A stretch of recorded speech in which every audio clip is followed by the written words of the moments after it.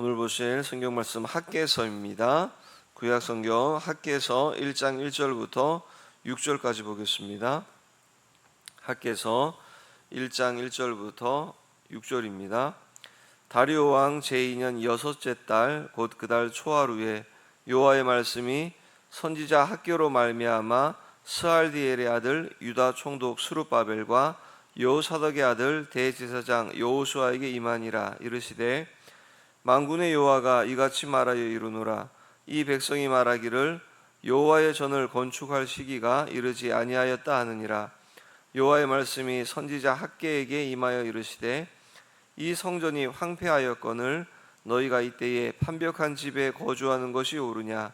그러므로 이제 만군의 여호와가 이같이 말하노니 너희는 너희의 행위를 살필지니라.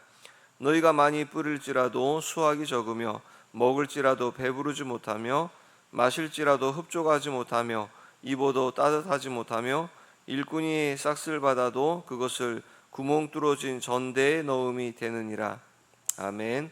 오늘 하나님을 내 삶의 중심에 모시라 라는 제목으로 말씀 나누도록 하겠습니다. BC 586년에 남유다는 바벨론에게 완전히 무너지고 말았습니다. 그래서 수많은 사람들이 포로로 끌려갔습니다. 포로로 끌려가서 종의 신분으로 많게는 70년, 작게는 50년 이상 종의 신분으로 살아보니까 유다에 있을 때에 자유롭게 하나님 앞에 예배 드릴 수 있었는데 더 이상 예배할 수 없게 되어진 것이 이들에게는 큰 고통이었습니다. 그리고 수십 년의 시간이 흘렀습니다. 당시 고대 이 근동의 지배자였던 이 페르시아 제국에게 바벨론도 이 모든 것을 또 다 넘겨주게 됩니다. 페르시아 제국의 고레스 왕은 이렇게 등극을 하자마자 유다 백성들을 다 고국으로 돌아가라고 하는 이렇게 기환 조치를 내렸습니다. 그래서 그 이듬해 스룹바벨의 주도로 말미암아서 이제 약 50년 만에 5만 명의 사람들이 돌아오게 됩니다. 자, 포로로 50년 만에 돌아올 때 그때의 감격을 시편 126편 1절은 이렇게 표현하죠. 여호와께서 시온의 포로를 돌려보내실 때에 우리는 꿈꾸는 것 같았도다.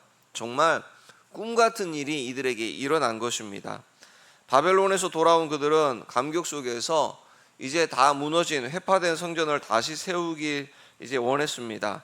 성전이 다시 세워지면 그들은 기쁨의 함성을 지를 것입니다. 근데 사마리아 사람들도 찾아와서 자신들도 성전 건축에 동참하게 해달라고 요청합니다.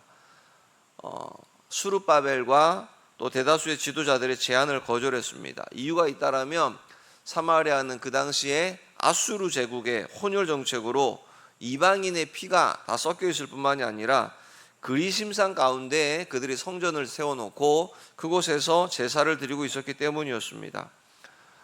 허락해주지 않자 이 사마리아 사람들은 관리들에게 뇌물을 주고 또 투서를 보내기도 하면서 성전 건축을 집요하게 방해하기 시작합니다. 그래서 성전 건축이 중단되었습니다.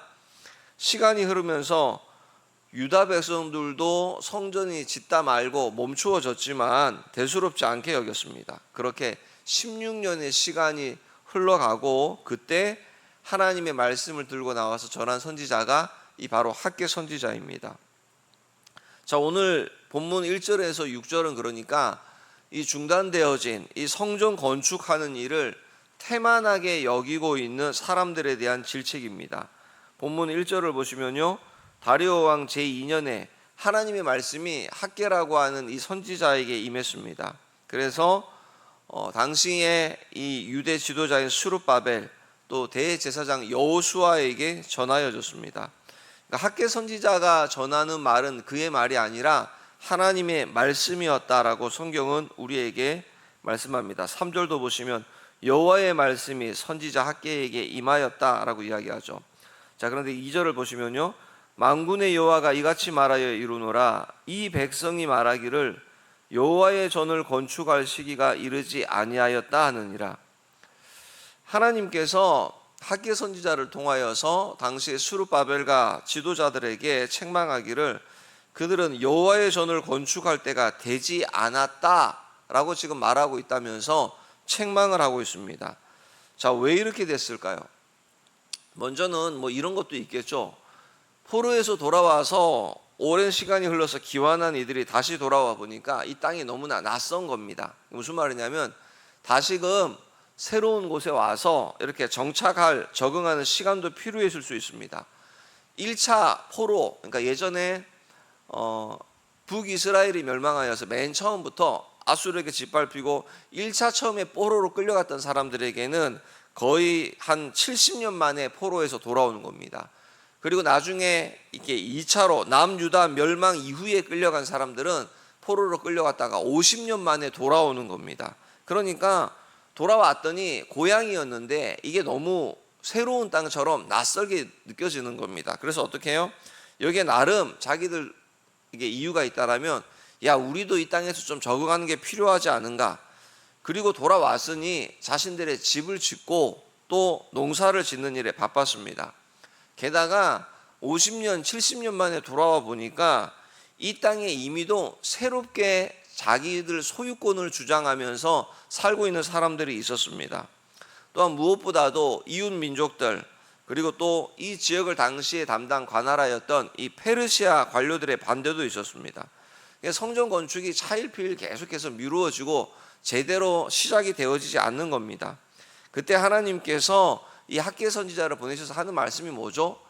우선순위를 하나님 이스라엘 백성들, 하나님의 백성들로서 우선순위를 바로 세울 것을, 그래서 다 허물어진 성전을 다시금 속히 세워야 할 것을 말씀하는 겁니다.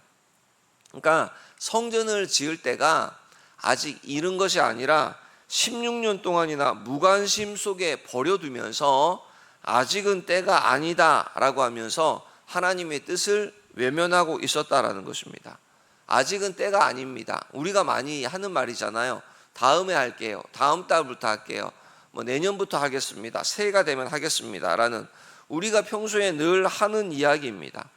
하나님께서도 너무나 속이 상하셨는지 유다 백성을 향해서 평소에는 내 백성들을 이렇게 호칭하시는데 오늘 본문에서는 뭐라고 하냐면 2절에도 보시니까요.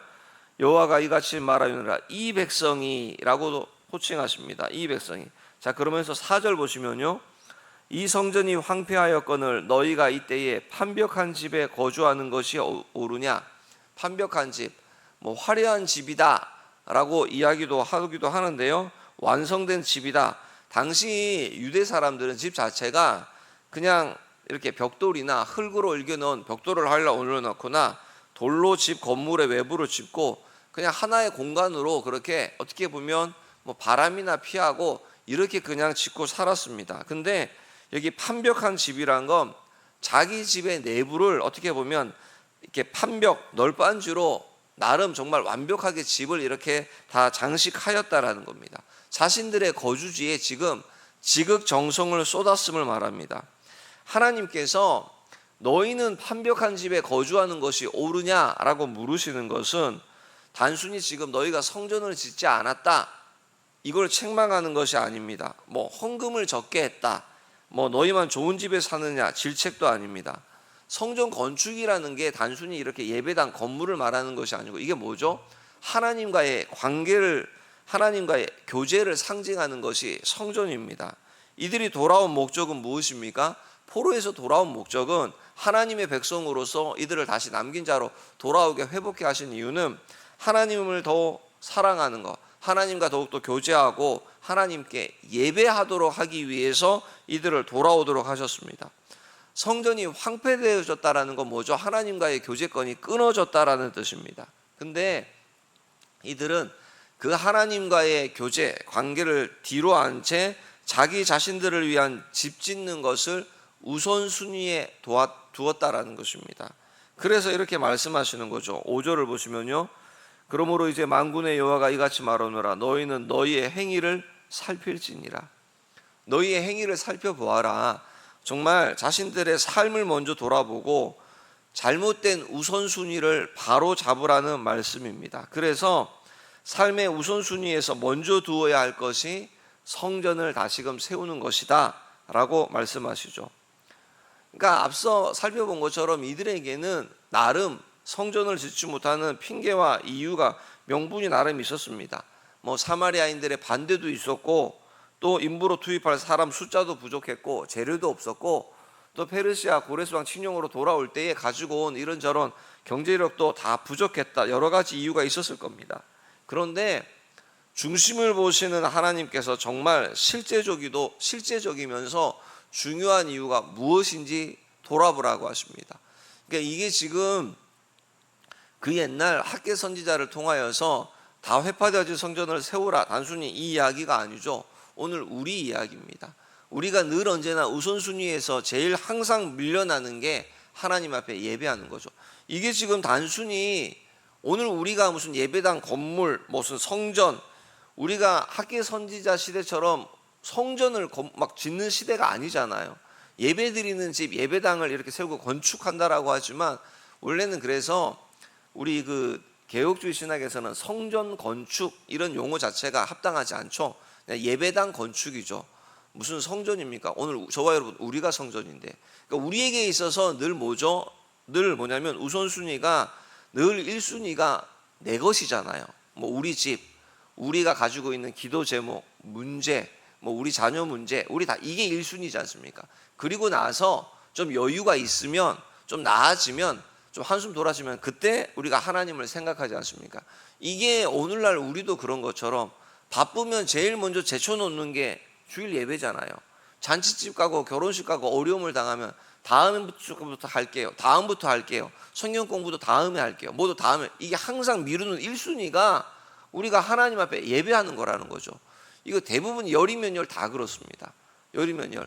뭐 사역자들이라고 크게 다를 것 같습니까?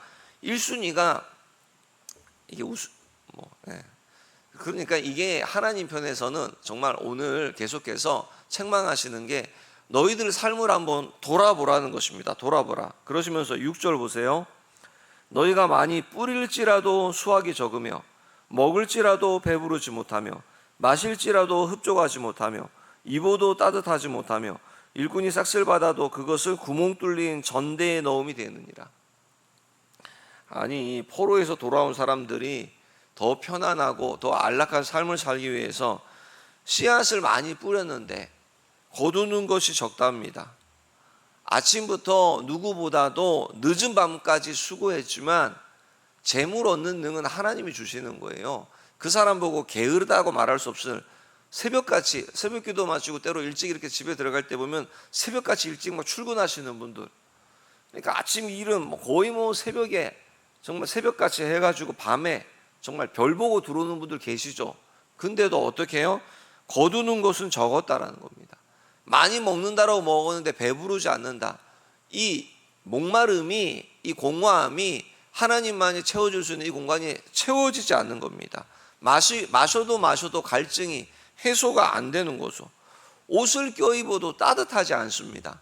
사람들로부터 관계적에서 누가 나 하나 한에게 관심 갖지 않는, 누가 나에게 말 한마디 붙여주지 않는, 저 사람은 잘 먹고 사나 보다, 그냥 그렇게 혼자 아둥바둥 살아가고 있는 일에 뿐만 아니라 열심히 일해서 모았는데 어떻게 빠져나갔는지, 여기 뭐라고 하죠? 구멍 뚫린 전대에, 우리 이 학개서가 2장밖에 안 되죠. 끝나고 나면 말라기에 보면 황충을 하나님이 보냅니다. 황충이 뭐냐면 먹는 자입니다. 먹는 자. 돈을 많이 벌었는데 모아놨는데 황충, 먹는 자가 뭐냐면 돈을 막 야금야금 갉아먹습니다. 어떻게 갉아먹죠? 집안에 생각지 못하게 환우가 생깁니다. 큰 병원비로 지출하는 거예요. 생각지 못하게 집에 이리저리. 그러니까 여기 황충 먹는 자가 나타나서 이렇게 많이 모은다고 모았는데 이게 모이지 않고 이렇게 빠지고 저렇게 빠지고 계속 다 없어지는 겁니다. 문제는 뭐죠? 그럼에도 이들이 그 이유를 모르는 거예요.